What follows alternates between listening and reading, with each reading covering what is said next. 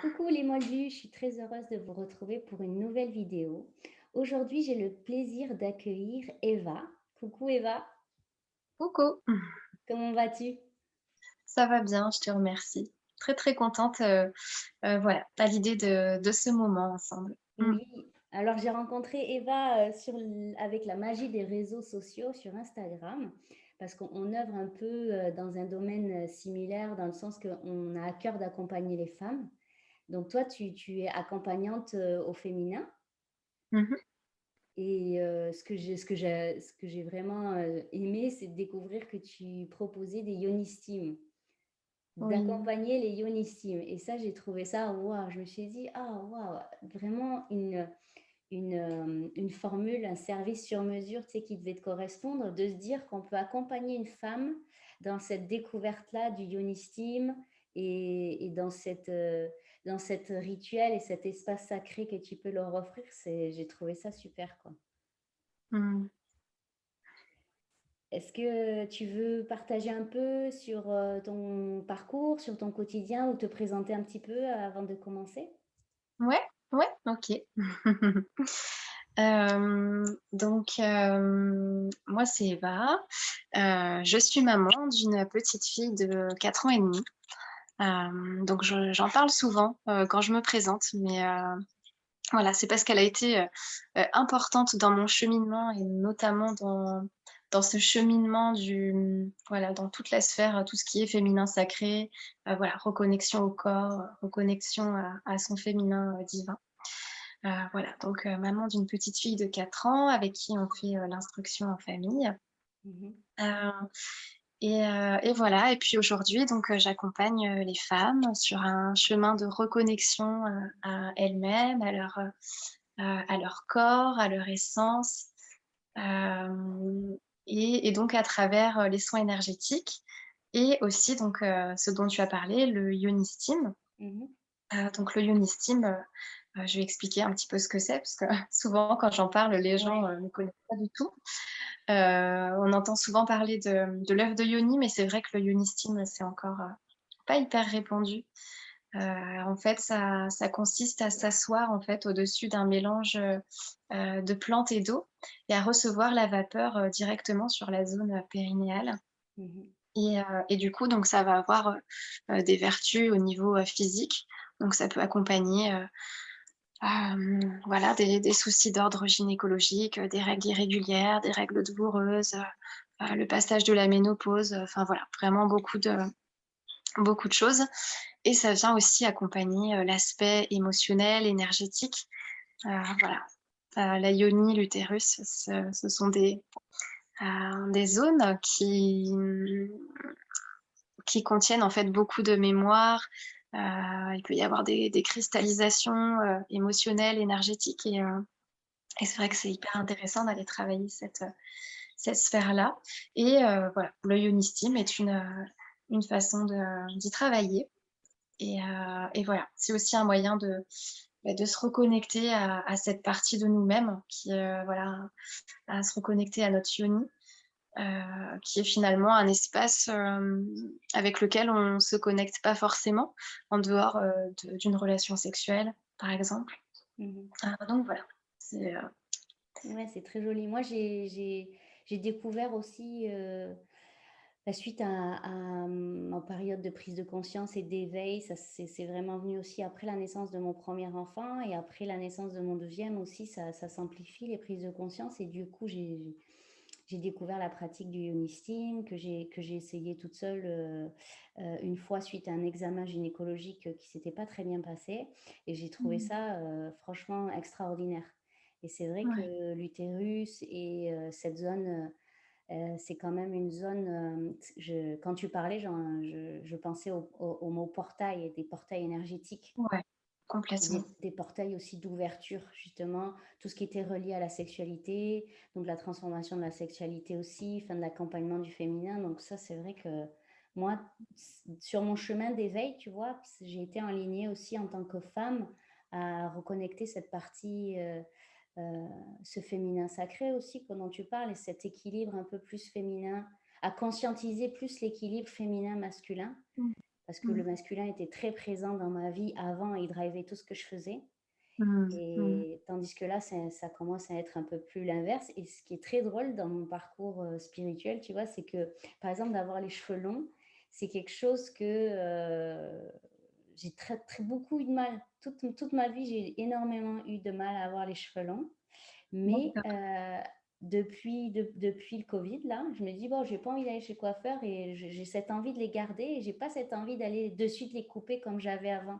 Et je trouve que Mmh. c'est vraiment une manifestation d'équilibre de mon féminin sur mon masculin et je trouve ça vraiment beau. Ah, c'est Et chouette. ouais, Ouais. c'est beau, hein? Mmh. Mmh. Est-ce que toi, tu peux nous parler un peu si dans ton parcours un peu, je parle de parcours, mais de cheminement intérieur vers soi, qu'est-ce qui fait en sorte que tu en es venue aujourd'hui à être la femme que tu es et à œuvrer comme ça auprès des femmes? Ah, plein de choses.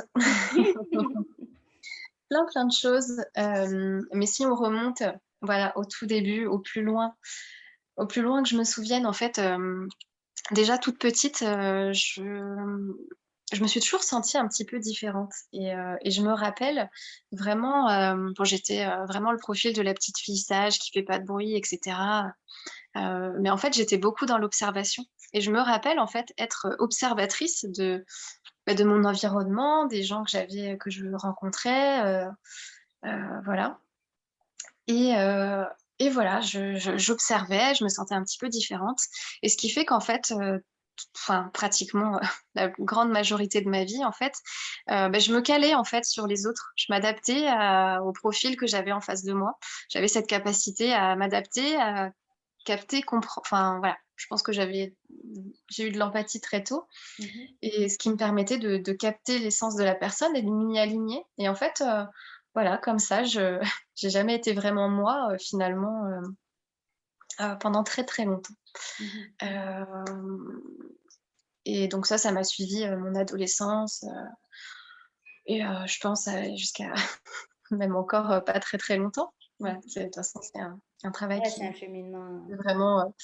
c'est sur toute une vie, mais j'ai eu la chance, par contre, d'avoir eu accès à la spiritualité assez jeune parce que ma maman était, quand même un peu dedans, et nous a fait initier mes frères et moi au reiki quand on était enfants. OK, waouh. Donc voilà, je me rappelle, avoir fait mon autotraitement. Heu, Après j'ai pas pratiqué parce que j'étais vraiment, petite. Je crois que j'avais une petite dizaine d'années. Mmh. Mais je me rappelle que ça avait quand même changé quelque chose en moi et ça m'avait un petit peu perturbée parce que j'avais retrouvé ce truc, que finalement j'avais oublié, où je me sentais vraiment très différente et que je ressentais encore un décalage, voilà. Bref, après j'ai continué mon chemin toujours, voilà, en m'adaptant à la société, à ce qui ce qui était autour de moi et hem et après vers 20 ans, j'ai vraiment eu mon éveil spirituel donc après une dépression, hein.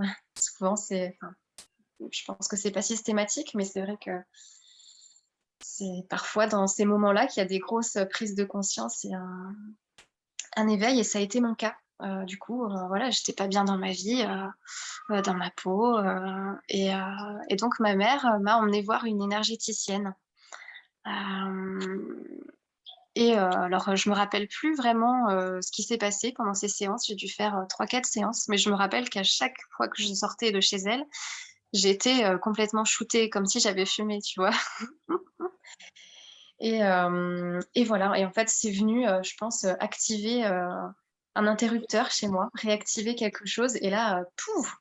Waouh, gros changement, je me suis dit: mais attends, mais moi je fais du reiki» et puis de fil en aiguille, j'ai rencontré des personnes qui faisaient du reiki et du coup, j'ai fait des échanges, reiki et puis, j'ai eu un entourage, voilà qui qui correspondait, je pense, à ce que je vibrais et du coup, je faisais des rencontres, dans ce sens-là aussi. Donc voilà, c'était très, très chouette, et puis surtout, je trouve que quand on découvre la spiritualité, tout est beau, tout est waouh, c'est hem, un peu le monde des bisounours et cetera donc j'en ai bien profité, voilà, de ce moment, tout est beau et cetera Et après, je crois que vers mes 23-24 ans, je me suis un peu refermée à la spiritualité parce que j'étais un peu trop en haut et en fait, j'avais besoin de vivre des choses dans la matière, j'étais trop voilà, je manquais beaucoup d'ancrage et du coup, j'ai fermé un petit peu, et c'est là où j'ai rencontré du coup mon compagnon, heu et donc là, toutes ces années, j'étais vraiment plus dans cette conscience, j'étais plus, matière et j'étais revenue un peu dans ce truc, de m'adapter, voilà, pour plaire à tout le monde, voilà, pour pas déranger, pour pas voilà, j'avais besoin de refaire un petit passage encore comme ça et donc après je suis tombée enceinte, Mmh. voilà, grossesse un petit peu compliquée et puis, bah, voilà, je j'étais plus dedans, donc je l'ai pas vraiment vécu en conscience. Je regrette un peu aujourd'hui, mais c'est comme ça. Et j'ai été alitée, vers 5 mois parce que du coup, j'avais l'utérus contractile et donc voilà, il fallait faire attention et après, en fait, vraiment là, ce qui a été, important, dans mon chemin, c'est mon accouchement, du coup, qui a été, vraiment, assez traumatisant pour moi. OK. Donc c'était très long, j'ai eu des courbatures, des contractions pendant, 3 jours, voilà, avant que le travail commence vraiment et même quand le travail a commencé, c c'était très, très long. Mon col mettait beaucoup de temps à s'ouvrir, heu et voilà, ça a fini en césarienne, d'urgence du coup Mmh. et heu et donc aujourd'hui, maintenant, je sais, hein, pourquoi j'ai eu cet accouchement. Enfin voilà, je connaissais pas mon corps, j'étais pas connectée à mon corps, j'ai pas du tout vécu cette grossesse, cet accouchement en conscience. J'avais beaucoup de peur et voilà, j'étais pas préparée. Mais du coup, même si c'est pas venu tout de suite, hem, il y a quelque chose qui s'est déclenché en moi. Je me suis dit: «C'est pas normal. Voilà, c'est pas marrant ce que j'ai vécu et c'est pas normal». Et puis du coup, il y a la maternité aussi, bah, qui m'a fait ouvrir les yeux sur plein de choses et qui m'a poussée à déconditionner beaucoup de choses parce que, donc moi je pensais que les bébés, au bout de 3 mois, ça faisait leur nuit automatiquement, que tu vois un bébé tu Mmh. pouvais le Ouais, poser, ouais, ouais. hein? Ouais, Et ouais, en le fait, pour ceux qui connaissent les bébés aux besoins intenses, voilà, bon, je pense que tous les bébés ont des besoins intenses et voilà, enfin, la maternité, c'est toujours très intense, mais c'est vrai qu'il y a des bébés, des enfants, un petit peu plus particuliers et ça a été mon cas. Donc voilà, je ne pouvais jamais la poser, c'était beaucoup de pleurs, sans savoir pourquoi, un allaitement difficile à mettre en place et puis, des nuits, complètement hachées avec des dizaines et des quinzaines de réveils Mmh. jusqu'à 3 ans et je m'attendais pas du tout à ça et c'est vrai qu'il a fallu assumer, en fait, cette différence, bah, auprès des proches et cetera, que ma fille, bah, non, je pouvais pas la poser, qu'elle voulait pas aller dans les bras des autres. Voilà, c'était pas le bébé classique, voilà. Donc il a fallu, assumer tout ça Mmh. et du coup, en fait, ça m'a poussée, ça m'a amenée à assumer, en fait, enfin, à découvrir déjà ma propre hypersensibilité, mes propres particularités et à les assumer aussi. Je me suis dit: «Je peux pas accompagner mon enfant et voilà, dans la bienveillance, bah, si moi je me traite pas de cette façon-là» et moi, ce que je voulais, c'était l'accepter comme elle était et l'accompagner dans ce qu'elle était, mais pour ça, il fallait que je le fasse avec moi aussi. Heu, donc ça a été le gros déclencheur et j'ai vraiment ressenti, du coup, le besoin aussi, bah, de me reconnecter à moi et c'est à travers le féminin sacré, en fait, que vraiment j'ai trouvé ça. Heu, parce qu'après mon accouchement, je me suis dit: «Mais, c'est quoi être mère? C'est quoi être femme? Mon corps, je le connais pas, enfin voilà, à mon âge, voilà, j'ai besoin d'en savoir plus, de me connaître et voilà, de fil en aiguille, j'ai cheminé, voilà, à travers les cercles de femmes, les lectures, et j'ai repris aussi le reiki à ce moment-là et tout est allé hyper vite en fait, tout est allé hyper vite à ce moment-là.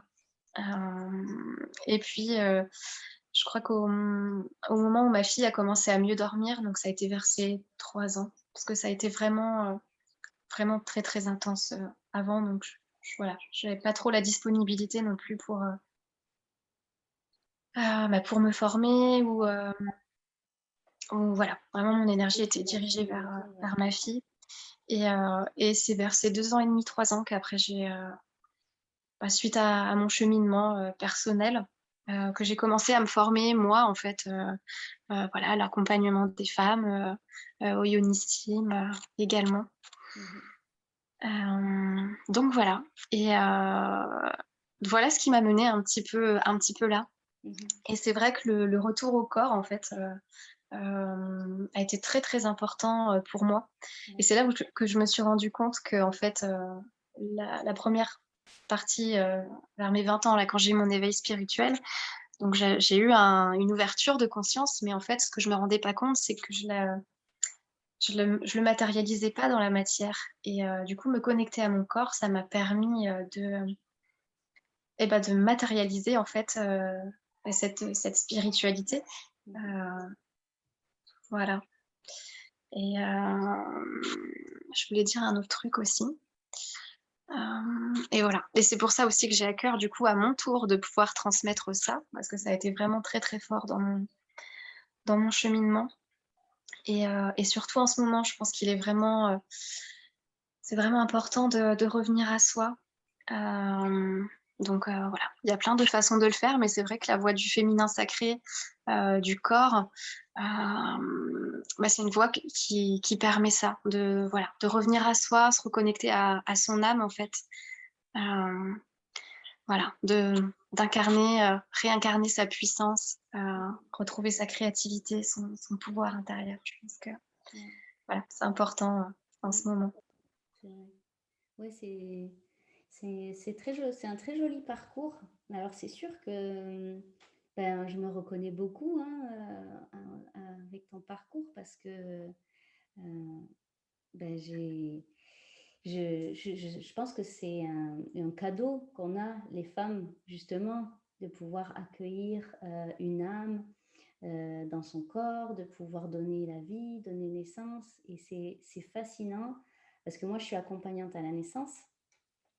Donc j'ai été formée, suite à un changement de vie aussi pareil, d'éveil, des grosses prises de conscience un événement aussi, je sais que comme tu disais, on n'est pas obligé de passer justement par cette souffrance, cette douleur des fois, mais des fois c'est sûr que, comme, dit Lulu: «La lumière suggère». Mmh. Mais si on n'écoute pas, des fois on se prend des grosses claques, et c'est plus facile à voir, tu vois? De se dire: «Ah oui, je c'est pas le bon chemin» ou «Je vais essayer de regarder vers moi» donc j'ai eu un événement comme ça douloureux qui était suffisamment proche de moi pour que je conscientise des prises de conscience, mais suffisamment aussi éloigné pour pas que je sombre à l'inverse dans une tristesse ou une dépression ou des choses comme ça. Et, du coup, ça a été la clé qui a déclenché tout un cheminement de prise de conscience et justement amené avec ces naissances, c'est le fait je pense que les âmes qui s'incarnent dans nos bedons, elles laissent des marques de leur lumière. Ça nous ouvre littéralement le cœur et c'est pas simple en fait. C'est dans la difficulté de la maternité, dans la difficulté de donner naissance. Donc c'est quelque chose, c'est vraiment des thèmes, dans lesquels je me reconnais beaucoup et pour lequel aussi j'ai choisi d'œuvrer moi auprès des femmes enceintes, des mamans, de mettre en lumière cette transformation parce que j'ai trouvé c'est littéralement fou tout ce qui se passe, de prise de conscience à l'intérieur de soi quand on donne vie, quand on donne la vie. Mmh. Mmh. Donc c'est magique, c'est beau et à la fois c'est dur et il y a tellement un mélange de plein de choses qui nous font aller à l'intérieur de nous-mêmes et je dirais, casser toutes les croyances, les peurs, les barrières qu'on a et cette, magnifique aussi reconnexion, ch de à notre corps. Parce que finalement, oui, la grossesse, c'est quand même une occasion et de reconnecter profondément à son corps, et le fait d'être maman aussi de tout ce qu'on va vivre en difficulté et le fait ben voilà, d'avoir choisi d'accueillir un être, c'est de choisir de l'accueillir tel qu'il est et Oui, souvent, c'est là où on va se heurter. Donc la parentalité est clairement, un moyen, subtil, ô combien magique d'être un miroir du travail qu'on a à faire sur nous aussi. Puisque tu vois, tu parlais des bébés aux besoins intenses ou, c'est sûr que ça se minimise pas de nos jours, le fait de voilà, de parler qu'il y a des bébés qui vont dormir au bout de 3 mois et d'autres, au bout de 3 ans et qu'il y a des bébés, c'est 1-2 réveils et d'autres, c'est 10-15 et c'est clairement une réalité que plusieurs femmes ont vécue et mmh, moi, je te rejoins sur cette réalité-là. On a eu la chance du coup d'en parler dans une autre, d'en parler en privé quand j'ai découvert, que tu vivais, la même chose que moi pour s'entraider. Tu te souviens, je t'avais mmh. appelé pour te Oui, donner, oui. comment tu as fait? Parce que justement ta fille était un peu plus âgée et voilà, la mienne va avoir 2 ans et demi et c'est pas tout beau tout rose encore et du Oui, coup, ça c'est ces occasions-là parce que j'ai tellement aussi eu des prises de conscience sur qui je suis à travers le fait que je dois me réveiller comme 10 fois pendant 2 ans. C'est fou comment, bah, la vie te présente, ces occasions-là, en fait, de te regarder, d'être un miroir et de voir quel style de parentalité tu veux, offrir, de voir aussi quel positionnement tu veux avoir par rapport, bah, à tes proches. Parce que comme tu disais, il faut assumer et ouais, assumer d'avoir, bah, un enfant qui rentre pas dans le moule. Ça fait tomber les croyances, ça fait, ou des choix, j'imagine aussi que des choix de vie que tu as fait, par exemple l'instruction en famille, qui n'est pas un choix, commun. Je fais l'instruction en famille de mon côté, et je sais que j'ai été heurtée. On se heurte, tu vois? Dès qu'on fait des choix de vie mmh, qui rentrent pas dans une certaine, forme.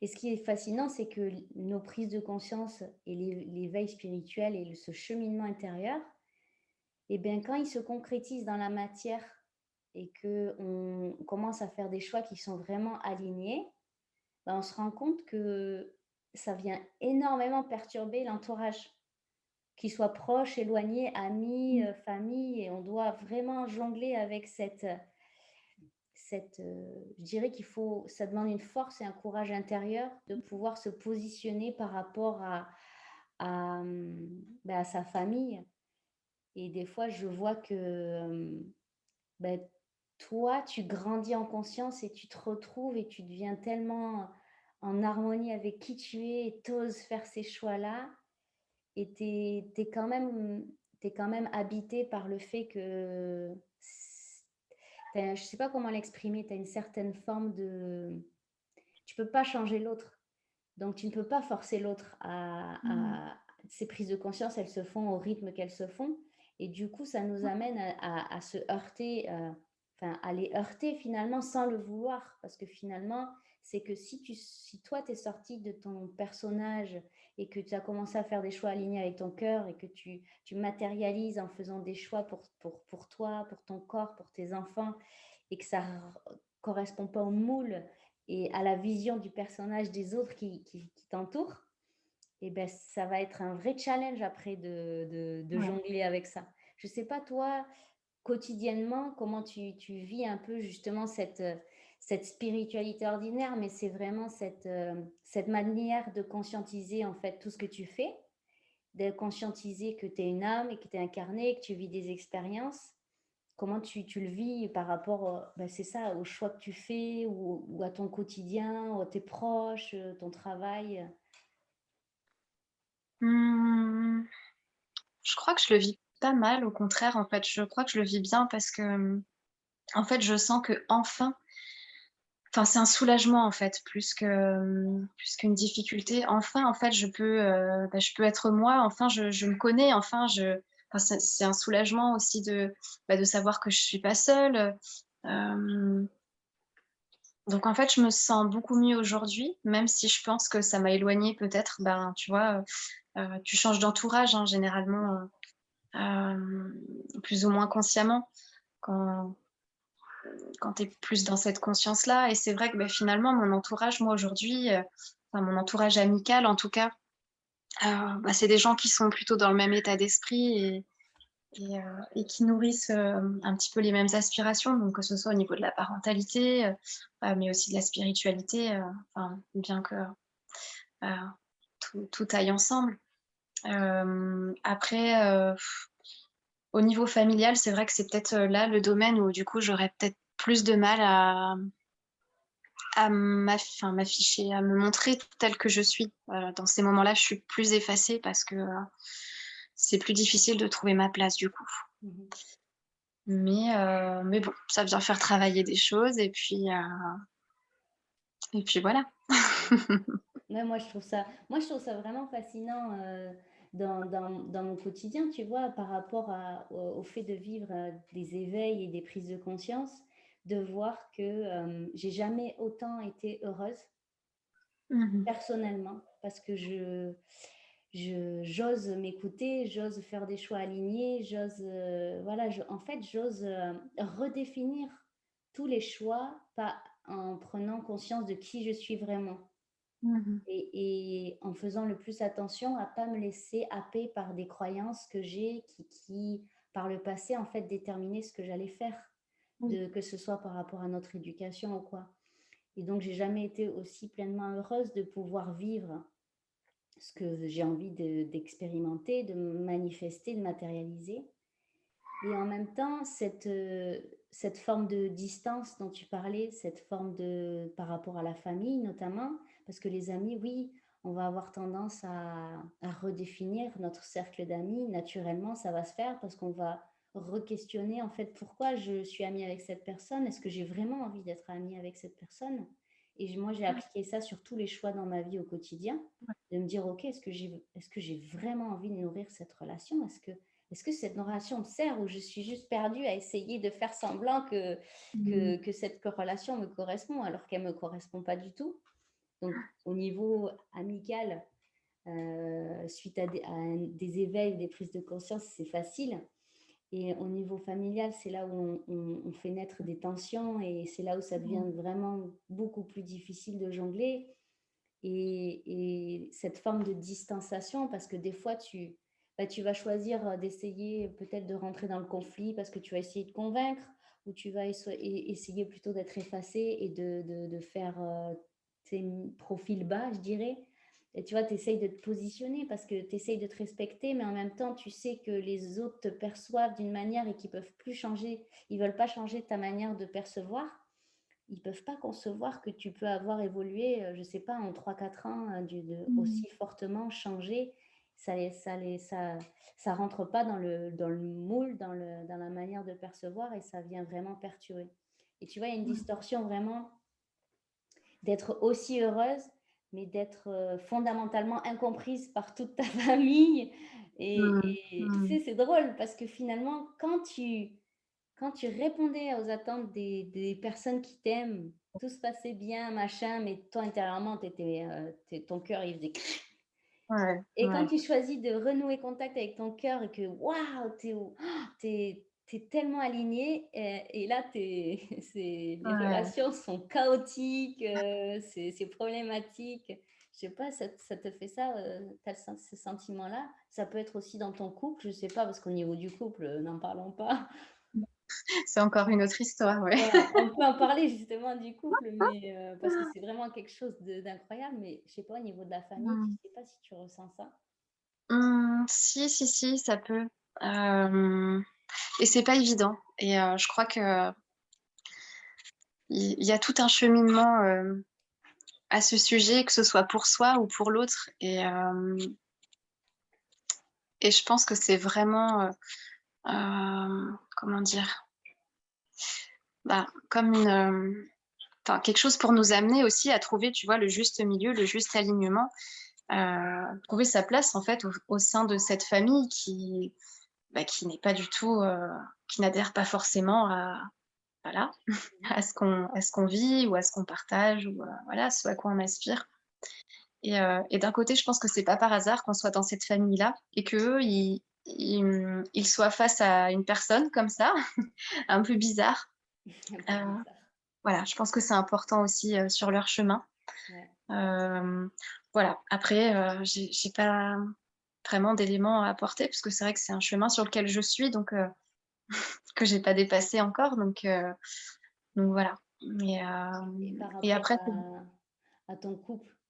Parce que ouais, là, tu ouais, ouais, disais par quand rapport, tu as rencontré ton mari, tu étais retournée dans la matière et ouais. du coup, tu as eu plein de choses. Donc entre le moment où tu l'as rencontré et aujourd'hui, il a dû s'en passer quand même des choses, Ah ouais, ouais, complètement.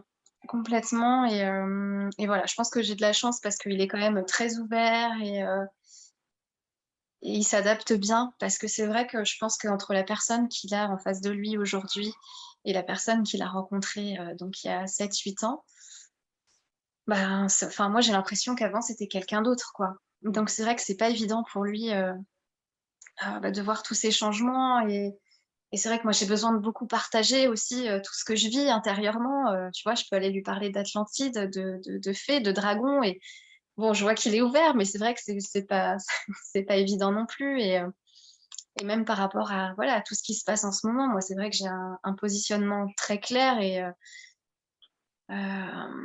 c'est peut-être pas évident non plus, bah, pour lui quoi, ça va un peu vite quoi. mh. Ça va un peu Ouais. vite. Mais bon, je pense que ça fait partie de notre chemin et voilà, de toute façon, le couple, bah, c'est vraiment un chemin, en fait, on peut pas demander à ce que l'autre,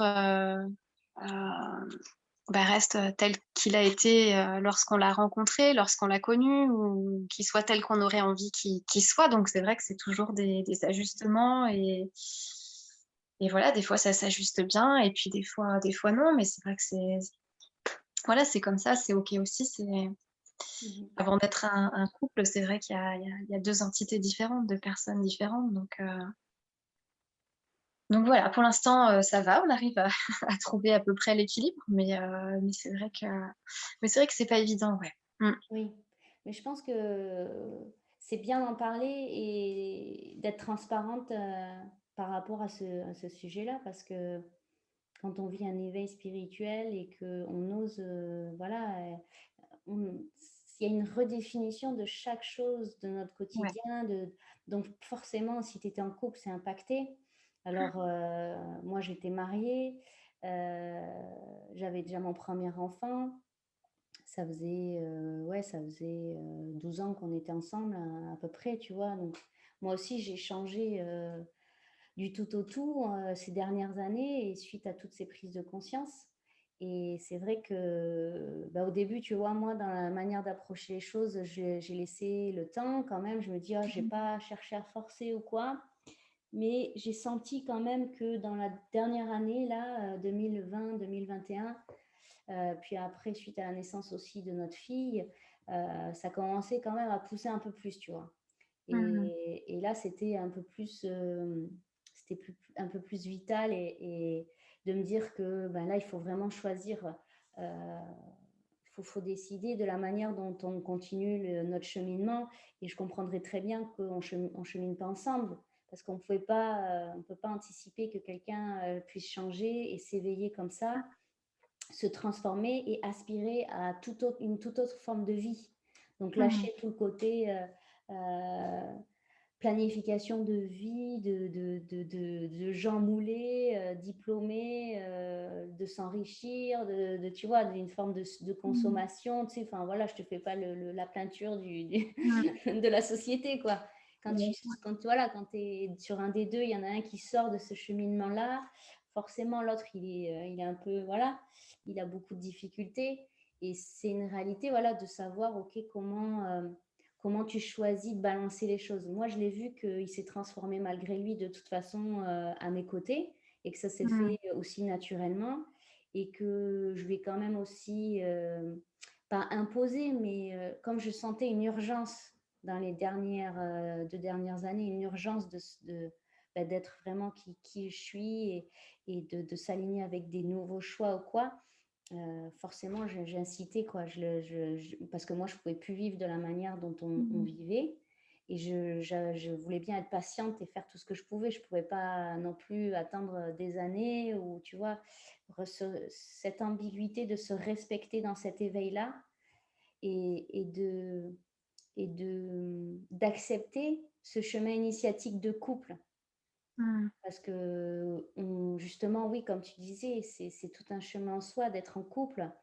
Oui. Et je pense que déjà sans éveil, il y a Oui. pas besoin de grosses transformations, mais c'est comme si tu rajoutes un enfant aux besoins intenses, tu vois? Par-dessus Ouais. le tu choisis pas, mais tu sais, des fois, tu as cet éveil-là et Mmh. du coup, tu te transformes et là, ça devient, c'est très impressionnant donc d'accepter de jongler ensemble, c'est ça, je trouve que c'est important d'en parler parce que je pense qu'il y a beaucoup de personnes qui se reconnaîtront dans ce cheminement-là et qu'on ne Ouais. peut pas déterminer si on n'est pas obligé d'accepter de choisir à l'instant où ça nous arrive, est-ce que je continue, est-ce que j'arrête? Des fois, il y a des choses qui se font un peu plus fluidement, de Mmh. laisser le temps travailler pour essayer que l'autre s'harmonise aussi. Tu vois, Ouais. on peut essayer. Ouais, oui, oui, bien sûr, ouais. Mais c'est vrai qu'il faut aussi lâcher le côté où, en fait, enfin, se dire aussi que la personne en face, elle va cheminer à son rythme et c'est vrai que, on peut pas lui demander, de croire en tout ce que nous on croit, d'avoir envie de vivre les mêmes choses que nous. Voilà, tout en ayant cette conscience aussi, je pense que c'est important. Parce que c'est vrai que des fois je me suis dit: «Ah j'aimerais bien que du coup, je sais pas moi, il aille faire des cercles d'hommes ou, qu'on puisse, partager des retraites en couple ou des trucs comme ça». Enfin bref et là bon, bah, là je commence à délirer parce que c'est pas d'actualité et du coup je me suis dit: «Beh non, c'est pas juste, bah, lui il a pas envie de ça, c'est moi qui ai envie de ça et bah, si moi j'ai envie de ça, bah, je vais le vivre de mon côté», tu vois? Hem et puis, le jour où lui, il sera prêt et ben, peut-être qu'on le vivra ensemble et puis peut-être pas. Voilà, je pense qu'il faut, lâcher aussi, les attentes. Heu, Et voilà. dans ta description sur ton site internet aussi, tu disais cette reconnexion à ton corps, et cette reconnexion à ta sexualité. Je ne sais pas si c'est un sujet que tu voudrais, partager, mais comment un éveil, parce que moi ça m'a beaucoup perturbée, ces prises de conscience et le fait de donner naissance et je pense qu'on est beaucoup de Mmh. femmes à redéfinir notre sexualité après un Mmh. accouchement Mmh. mais Mmh. aussi à redéfinir notre sexualité après un éveil spirituel. Ça devient, ça prend une toute autre dimension en fait. Le fait Mmh mh. je ne sais pas si tu te reconnais ou si tu vas vouloir souhaiter partager, je sais que c'est un sujet Oui, intime, mais oui. si tu souhaites en parler, moi je suis fascinée justement par cette, j'ai été poussée après la naissance de ma fille, encore aujourd'hui, hein, à me repositionner par rapport à cette forme de sexualité qui ne me Mmh. correspondait plus, qui respectait une forme, voilà, de la société, de comment on est baigné ou quoi et de sortir pour redéfinir avec mon conjoint une sexualité qui nous qui nous arrange et alors là, enfin qui nous voilà, où chacun peut être épanoui et c'est là où on va encore une fois se confronter, si on a eu un éveil, des prises de conscience, on va avoir des disparités déjà hommes-femmes et des différences aussi, éveil, non-éveil, en fonction de Mmh. voilà, si c'est nous et pas notre mari qui s'éveille et de redéfinir ce côté sacré et d'honorer cette rencontre. Mmh. C'est tout un challenge dans le quotidien d'un être humain éveillé, de Complètement. redéfinir la sexualité du Ouais. couple. Alors, je ne sais Mmh. pas si tu as des choses à partager pour ça? Ouais. Mmh. Mmh, ouais. Bah, c'est vrai que, bah, quand on s'éveille à la spiritualité, on prend conscience de tous les conditionnements, voilà, qu'on a, toutes les espèces de croyances là et en fait, bah, clairement la sexualité, telle que je pense la majorité des humains, le vivent, c'est une sexualité complètement, déconnectée et complètement conditionnée en fait. Enfin, en Ouais. tout cas, moi personnellement dans mon parcours et dans les échanges que je peux avoir aussi avec d'autres femmes, je pense qu'on a vraiment eu une vision de la sexualité, très patriarcal, Mmh. très phallocentré, très mécanique et puis finalement, en fait, on nous en a jamais vraiment parlé. Mmh. Donc voilà, adolescent, on va aller voir des images et puis on pense que ça va être comme ça et voilà. Et donc quand on a, cet éveil, au niveau de la spiritualité, au niveau de la sexualité, et ben, je pense surtout en tant que femme, on se rend compte qu'en fait, toute notre vie, on a eu une sexualité, enfin pas toute, hein, en fait, hein, voilà, je vais parler de moi. Oui, oui, oui. Mais, mais qu'en fait, j'avais une sexualité déconnectée. Bah, de toute façon, je connaissais pas mon corps et je n'y étais pas connectée donc voilà. Et puis dans ma quête de plaire à l'autre, de penser à l'autre, tu vois, de m'adapter toujours, Mmh. voilà, je me suis toujours oubliée là-dedans et je pense que du coup, ce travail sur la sexualité, c'est, avant tout un travail personnel. Heu Travailler du coup ce rapport au corps, se reconnecter à son corps, mais aussi son rapport à l'espace, voilà, de notre yoni, y retrouver, y ramener du sacré. Hem, je pense il y a en amont tout ce travail-là et puis apprendre à se connaître finalement, bah, qu'est-ce que j'aimerais? Comment est-ce que j'aimerais que ce soit? Tu vois? Parce qu'en fait, il y a pas de règle. Il y a pas de règle. Donc moi, en fait, mon corps, de quoi il a envie? Qu'est-ce que j'aime? Qu'est-ce que j'aimerais? Je sais pas. Est-ce que j'ai besoin de quelque chose de plutôt doux, de plutôt, comment dire? Je trouve pas le mot. De plus agité, voilà. De plus Mmh, dynamique. ou plus dynamique, Ouais. voilà et puis peut-être parfois l'un et puis parfois l'autre et puis voilà et puis comment j'ai envie de rencontrer l'autre à travers ce moment, en fait et qu'est-ce que ça représente, en fait, pour moi, ce moment de la sexualité? Est-ce que c'est un moment où, voilà, on se décharge, tu vois, d'une envie, d'une pulsion? Ou est-ce qu'on a plutôt envie d'une rencontre, d'une réelle, rencontre, de vivre ça plus en conscience? Ouais. Donc voilà, je pense que déjà personnellement, tu vois, clarifier un peu tous ces aspects, heu, ramener aussi ce temple à l'intérieur de nos ventres, tu vois? Vraiment conscientiser ce temple, je pense que c'est très, Ouais. très important aussi. Heu, Se pardonner aussi, faire un travail de pardon peut-être, tu vois? Se pardonner de ne pas avoir, su offrir à son corps, la sexualité dont il mérite, voilà, ou dont on aurait eu envie. Pardonner aussi peut-être, à ceux, aux partenaires, bon voilà, qui n'ont pas forcément été à la hauteur non plus. Mmh. Voilà, un chemin de pardon aussi. Et après, il y a encore le cheminement à travers le couple parce que, c'est pas évident aussi pour l'homme avec qui, je pense on a fonctionné, pendant des années avec le même mode de fonctionnement, le même mode opératoire. Du jour au lendemain, tout changer, ça peut être, assez déstabilisant et ça peut faire mal à l'ego aussi. Ouais. Oui et trouver, cette forme de pas de compromis, mais d'entente, qui fait que chacun peut être, épanoui et ça va Mmh, nécessiter une forme de communication et c'est là c'est ça. où en fait l'éveil, c'est la prise de conscience où l'éveil va être un peu comme une forme de bombe atomique ou de bombe qui va tout redéfinir et qu'il va falloir après, redécouvrir, accepter de jongler avec l'autre parce qu'on est quand même confronté, à ses choix, donc on va voilà, est-ce qu'on veut danser ou est-ce qu'on veut être en conflit? Et est-ce qu'on est prêt à écouter l'autre? Est-ce qu'on est prêt à se respecter soi? Parce qu'on va Ouais, être dans une forme aussi de respect de soi, vraiment, de se positionner pour tous les sujets, mais notamment parce qu'on parle de la sexualité, de respecter son corps. Est-ce que je veux retourner dans une forme où je me respecte plus, je me respecte, jusqu'à quel point je me respecte mmh, quand je réponds aux attentes de mon mari, par exemple, ou mmh, c'est un exemple mmh, comme ça, hein. Mais juste de se poser la question, en fait, à chaque fois et de voir, OK, est-ce que qui je suis et comment je vibre qui je suis à travers cet acte. Et ouais, c'est sûr que complètement. quand tu commences à conscientiser, tu vas vouloir, tu as une tendance, enfin moi personnellement, à sacraliser et honorer, comme tu dis. Mmh. Et c'est Mmh. vrai que pour, l'homme, c'est déjà un peu plus, c'est un peu plus ce sont des notions un peu moins, tangibles pour lui. Oui. Donc c'est là Mmh. où si tu arrives à communiquer dans ton couple, ça va vraiment, être, bénéfique et tu peux avoir des challenges et encore là, tu vas être, voilà, tu vas être amené sur un chemin initiatique Oui. de te redécouvrir à la fois toi et à la fois à travers ce couple-là et à travers cette sexualité et oui, ça peut clairement être chaotique pour le couple Oui. Mmh.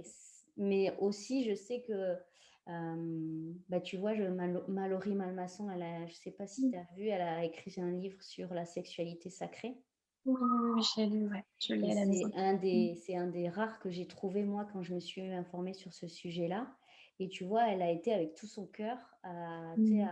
à vraiment, repenser la sexualité et nous partager un peu, bah, comment elle s'y est prise, les challenges avec son conjoint, son partenaire qu'elle a rencontré et c'était intéressant de revoir ce processus-là, Mmh. cette distinction homme-femme et le fait de se reconnecter à son corps et d'avoir ce cheminement intérieur de revenir à soi. Et tout ça dans une meilleure conscience, en fait, dans une ouverture de conscience, quoi.